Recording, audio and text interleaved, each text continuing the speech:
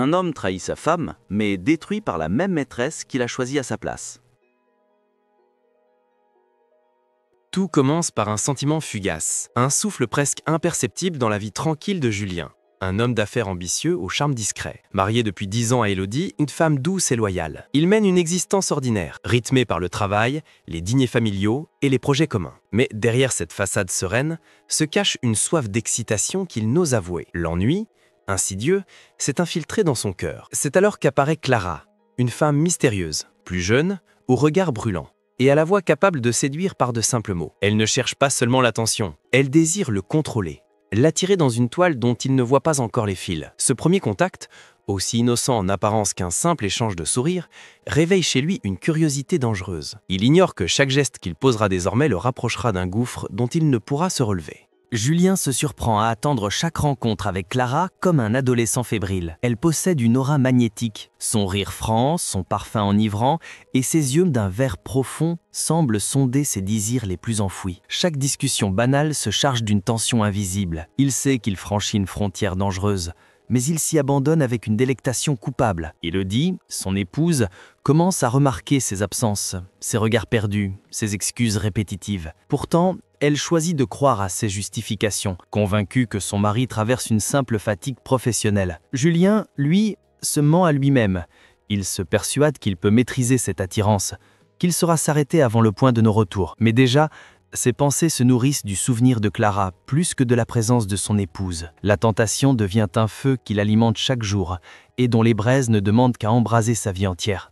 La première nuit qu'il passe avec Clara scelle son destin. Tout ce qu'il avait refoulé explose dans un tourbillon d'émotions. Pour elle, il se sent vivant, comme régénéré par une passion qu'il croyait perdue. Dès lors, Julien jongle entre deux existences, le mari fidèle en apparence et l'amant caché dans l'ombre.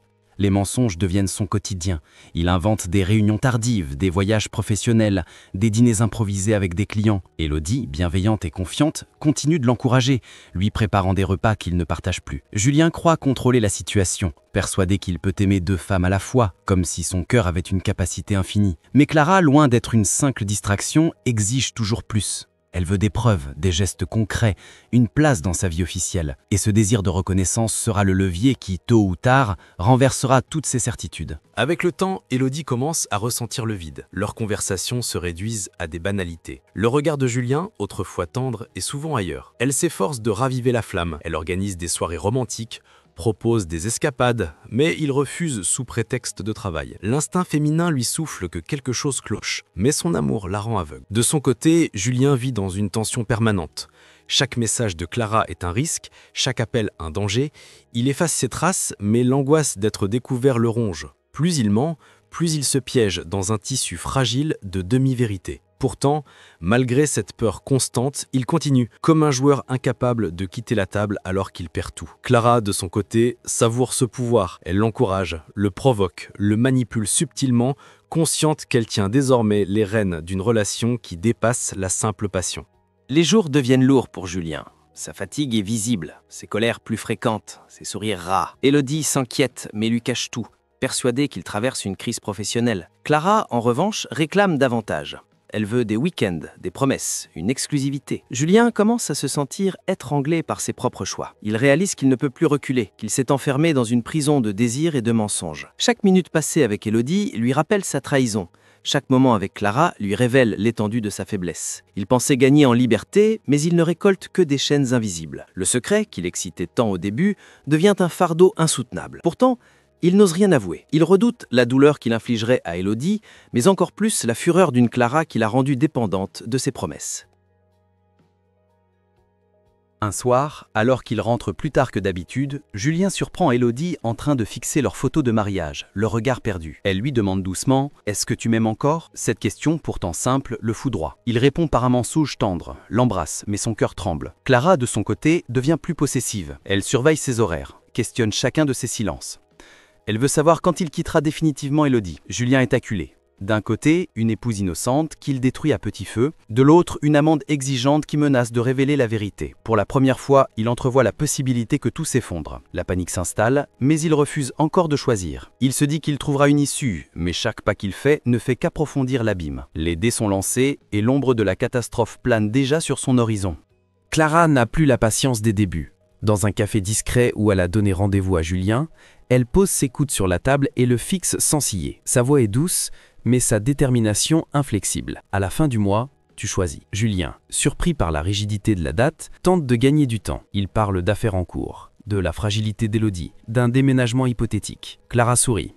Un sourire sans chaleur. Elle a compris ses esquives. Elle raconte sa propre enfance, une succession de promesses brisées, puis glisse à voix basse qu'elle ne supportera pas d'être le secret éternel. Il promet, encore, comme on jette une corde à quelqu'un qui se noie, mais ses mots résonnent creux. En quittant le café, il a la sensation d'être poursuivi par une horloge que lui seul entend. Chez lui, Élodie prépare un repas simple et lumineux. Il s'assoit, feint la normalité, mais le goût de l'ultimatum lui brûle la bouche. Cette nuit-là, il rêve que deux portes se referment simultanément. Derrière l'une, la tendresse perdue, derrière l'autre, un désir qui se mue en menace. À son réveil, la date imposée s'est gravée en lui comme une sentence. Élodie ne cherche pas à fouiller, mais la vérité finit toujours par trouver une fissure. En voulant charger des photos sur l'ordinateur de Julien, elle tombe sur un dossier ou non anodin. Elle hésite, puis l'ouvre. Quelques clichés flous d'un dîner dans un restaurant où ils ne vont jamais, un reçu de réservation à deux, un message capturé. « À demain mon amour ». Point. C'est. Le sol se dérobe. Elle referme tout, nettoie l'historique,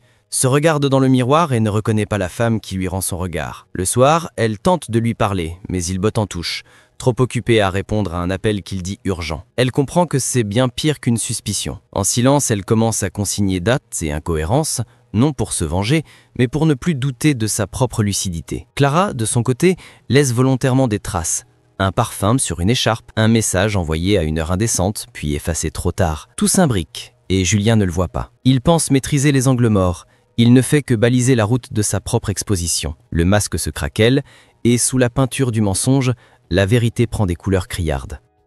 Clara propose un week-end d'adieu avant le grand choix. Elle loue une maison vitrée au bord d'un lac, lieu impeccable pour des promesses. Julien accepte, pris au finet d'une dernière flambée. Pendant 2 jours, la passion joue son opéra. Confidence au crépuscule, projets chuchotés, serments griffonnés sur des serviettes. Il dit qu'il annoncera tout à Élodie bientôt. Clara quiesce, l'embrasse, puis quitte la pièce pour prendre l'air. En réalité, elle a placé dans le salon une petite caméra cachée qu'elle active depuis son téléphone.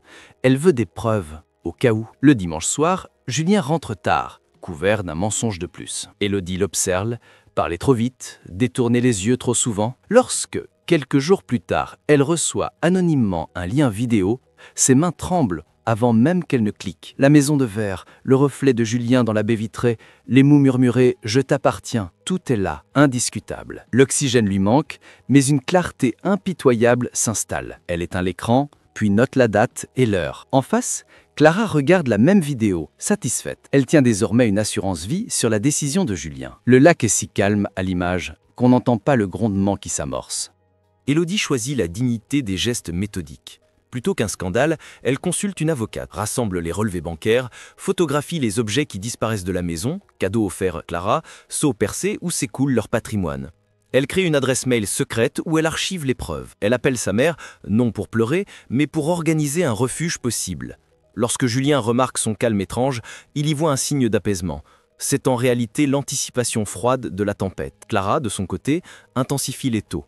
Elle publie sur un réseau discret des photos où l'on devine la silhouette de Julien, floutée, mais reconnaissable pour qui connaît sa montre ou sa veste. Les commentaires affluent, curieux, malveillants. Julien sent pour la première fois la peur lui serrer la gorge. Son monde professionnel, où la réputation est monnaie, n'aime pas les rimeurs. Il supplie Clara d'attendre, de ne rien poster de plus, et l'accepte, à condition que le bientôt devienne maintenant. Pendant ce temps, Élodie signe des documents, change des mots de passe et demande à la banque d'alerter en cas de mouvement suspect. Le renversement a commencé sans bruit.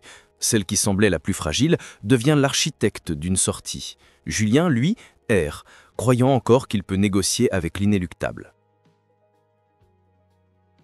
Acculé, Julien choisit un soir de tout dire. Dans la cuisine, l'odeur du thé couvre un silence plus lourd que l'aveu. Il parle, maladroit, cherche des mots nobles pour masquer l'indignité des faits, dit qu'il ne voulait blesser personne, qu'il a perdu pied. Élodie l'écoute sans l'interrompre. Puis elle sort calmement une enveloppe. Impression des messages, capture d'écran, copie du bail de la maison du lac, mouvement bancaire. Je sais. Le mot tombe comme un coup près. Il pâlit, tente de s'asseoir. Elle ne crie pas. Elle trace les contours d'une séparation ordonnée. Répartition des biens, calendrier, absence de confrontation publique. Il croit discerner une brèche pour la reconquête, mais elle referme la porte avec une douceur inflexible. « Je ne veux plus de ta version de l'amour ». Il dort sur le canapé, tandis que Clara envoie à la même heure un message triomphant. « Alors, c'est fait ?» Il répond oui et croit basculer vers la liberté. Il ne sait pas encore que c'est l'instant où sa chute s'accélère, car Clara, ayant obtenu la rupture, n'a plus de raison de ménager son jouet. Le lendemain, elle change de ton. Elle veut un appartement, une visibilité, et surtout une part de ce qu'il était prêt à sacrifier. Le piège se referme, cette fois sur lui seul. Julien croit franchir une étape libératrice en rejoignant Clara, mais il découvre très vite que la passion sans secret perd de son éclat. La routine s'installe plus vite qu'il ne l'avait imaginé. Clara, désormais officielle, ne cache plus ses exigences. Elle veut des voyages coûteux, un train de vie digne de ses rêves et des preuves constantes d'attachement. Julien, déjà vidé par la séparation, s'épuise à lui donner ce qu'elle demande. Son entreprise commence à en souffrir, ses associés remarquent ses absences et son manque de concentration. Les regards changent, on le trouve distrait, instable, presque vulnérable. Le triomphe qu'il avait cru saisir n'est qu'une victoire amère. La tendresse d'Élodie lui manque, non pas par amour persistant, mais parce qu'il comprend trop tard la valeur de la loyauté tranquille qu'il a piétinée. Clara, loin de l'icône idéale, se révèle une femme blessée, insatiable et parfois cruelle. Il se demande si, au fond, il n'a pas troqué une prison pour une autre, plus étroite, plus étouffante encore. Les demandes de Clara deviennent des obligations. Elle veut une nouvelle voiture, des bijoux, un appartement à son nom. Julien, désireux de préserver cette relation qu'il a sacrifiée pour construire, vide ses comptes. Les dettes s'accumulent. Son avocate le prévient que le divorce coûtera plus cher que prévu et que ses dépenses actuelles risquent de compromettre ses biens restants. Mais Clara n'entend rien. Elle menace de publier leurs photos intimes si jamais il ose dire non. L'argent, jadis source de sécurité, devient un gouffre. Julien vend des actions, hypothèque un bien secondaire. Il se convainc qu'il s'agit d'une période difficile qui passera. En réalité, c'est une spirale. Chaque cadeau ne fait qu'attiser de nouvelles envies. Dans le silence des nuits, il fait des calculs, tente de deviner combien de temps il pourra tenir. Mais déjà, ses comptes bancaires crient l'alerte. Clara, elle, dort paisiblement, ignorant volontairement les signaux de ruine. Elle n'aime plus l'homme, elle aime ce qu'il fournit et ce qu'il prouve encore en se ruinant pour elle. Au fil des mois, Julien commence à percevoir la vraie nature de Clara. Derrière ses sourires se cache un mépris qu'elle ne prend plus la peine de dissimuler. Elle critique son âge, ses choix vestimentaires, ses faiblesses. Elle le compare à d'autres hommes qu'elle côtoie lors de soirées mondaines. Chaque remarque est un coup de plus à son orgueil déjà meurtri. Le charme mystérieux qui l'avait séduit se transforme en un miroir cruel où il ne voit que ses erreurs. Lorsqu'il tente de discuter, elle l'interrompt, hausse la voix ou quitte la pièce en claquant la porte. Elle ne cherche plus à séduire. Elle règne et lui obéit. Les rares moments de tendresse semblent calculés, destinés à obtenir quelque chose. Julien sent qu'il a perdu non seulement Élodie, mais aussi le peu de respect qu'il avait pour lui-même. Le masque tombe, et il découvre avec horreur qu'il ne partage plus sa vie avec une amante passionnée, mais avec une stratège froide qu'il a enfermée dans un rôle de marionnette. Ses amis s'éloignent. Certains ne répondent plus à ses appels, d'autres prétextent des rendez-vous. Son cercle professionnel le regarde avec méfiance, inquiet de ses choix hasardeux. Élodie, elle, a coupé les ponts avec une élégance glaciale. Julien se retrouve seul, dépendant de Clara pour le moindre réconfort. Mais elle ne lui offre que des reproches et des exigences. Il tente de renouer des liens, mais partout il sent la méfiance et le jugement. Son image d'homme sérieux s'est effondrée, les invitations disparaissent, les opportunités s'évanouissent, le silence autour de lui devient pesant. Clara, consciente de son isolement, en profite. « Tu n'as plus que moi. Alors fais un effort. » Chaque mot résonne comme une prison. Le monde extérieur, autrefois riche de possibilités, se réduit à l'appartement étouffant où elle règne. Ses nuits sont blanches, ses jours ternes. Il sent que son univers se rétrécit, qu'il vit désormais dans l'ombre de ses propres choix. Un soir, Julien découvre sur le bureau de Clara une enveloppe contenant des photos compromettantes, soigneusement imprimées. Lorsqu'il l'interroge, elle ne nie pas. « C'est ma garantie, si tu m'abandonnes, tout le monde les verra. » Il reste sans voix. Clara a scellé leur lien par la peur. Désormais, il n'a plus de marge de manœuvre. Il comprend qu'il n'est pas seulement victime de ses désirs, mais aussi d'un plan froidement orchestré. Clara n'est pas une amante blessée, mais une prédatrice patiente. Chaque geste, chaque demande faisait partie d'un engrenage qui le mène ici. Prisonnier d'une relation qu'il ne peut rompre sans ruiner le peu qui lui reste. Son estomac se noue, son esprit se brouille. Il imagine les rires moqueurs, les regards de ses collègues, la honte d'Élodie. Il ne peut plus fuir.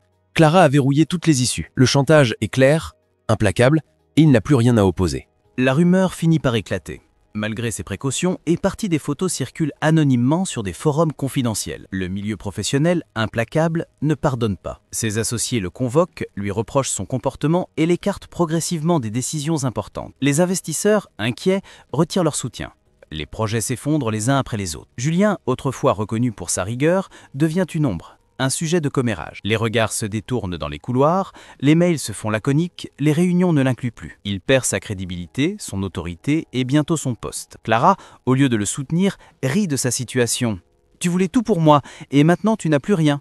Ces mots, acérés, finissent de briser son dernier éclat d'orgueil. Sa carrière, bâtie en 20 ans de travail, se dissout en quelques mois. L'homme qui rêvait de tout posséder n'a plus rien d'autre qu'une réputation brisée et une amante qui se nourrit de ses décombres. Privé de travail, ruiné financièrement, Julien passe ses journées dans un appartement trop grand et trop vide. Clara sort de plus en plus souvent, rentre tard, prétextant des soirées entre amis. Il sait qu'elle voit d'autres hommes, mais n'a plus la force de protester. Le silence devient son quotidien. Silence du téléphone qui ne sonne plus, silence des mails qui ne viennent plus, silence des repas avalés seuls. Ses pensées tournent en boucle. Les regrets, les « et si », les souvenirs d'Élodie qui souriait encore, les promesses faites à Clara. Chaque image le transperce. Il comprend qu'il n'est plus un acteur de sa vie, mais un spectateur passif d'un naufrage inévitable. Même la colère l'a quitté. Il ne reste qu'un vide amer. Clara, de moins en moins présente, ne lui adresse plus que des phrases brèves, froides, comme un colocataire encombrant. Son monde s'est réduit à une cage sans barreaux, dont la clé a disparu depuis longtemps. Un matin, Julien se réveille seul. Clara a vidé ses affaires et laissé une note laconique. « Merci pour tout. Je pars vivre mieux ailleurs. » Pas de signature, pas d'explication. Juste le vide. Il parcourt l'appartement. Chaque pièce lui renvoie son écho solitaire. Les placards sont vides, les tiroirs désertés. L'appartement, symbole de son sacrifice, devient un mausolée de ses erreurs. Il s'effondre dans le salon, la tête entre les mains. Tout ce qu'il avait trahi, tout ce qu'il avait perdu se dresse devant lui comme un tribunal invisible. Plus d'amour, plus d'amis, plus de carrière, plus de dignité. Clara l'a détruit avec les mêmes armes qu'il avait utilisées contre Élodie. Le mensonge, la manipulation, la fuite. Le cercle est bouclé. Ce matin-là, Julien comprend qu'il a été abandonné non seulement par sa maîtresse, mais aussi par la vie qu'il croyait maîtriser. Julien erre dans les rues de la ville, anonyme parmi la foule. Autrefois, son nom ouvrait des portes. Aujourd'hui, il ne croise que des regards indifférents. Il loue une petite chambre dans un quartier modeste, loin de l'opulence passée. Ses nuits sont hantées par le souvenir de ce qu'il a détruit de ses propres mains. Il repense à Élodie, à ses sourires sincères, à l'amour qu'il a trahi pour une illusion. Il sait qu'il ne pourra jamais réparer. Clara, quant à elle, a disparu de sa vie comme une ombre qui s'évapore au matin, ne laissant derrière elle que des cicatrices profondes. Julien devient un homme brisé, exemple silencieux d'une vérité implacable. La trahison se retourne toujours contre celui qui la commet. Sa chute est la preuve que les désirs égoïstes finissent par consumer celui qui les nourrit. Et tandis que la caméra imaginaire se referme sur son regard vide, une voix intérieure s'élève, adressée au spectateur. Ne laissez pas l'ombre du désir détruire la lumière que vous avez. Si cette histoire vous a marqué, abonnez-vous pour découvrir d'autres récits où les choix façonnent les destins.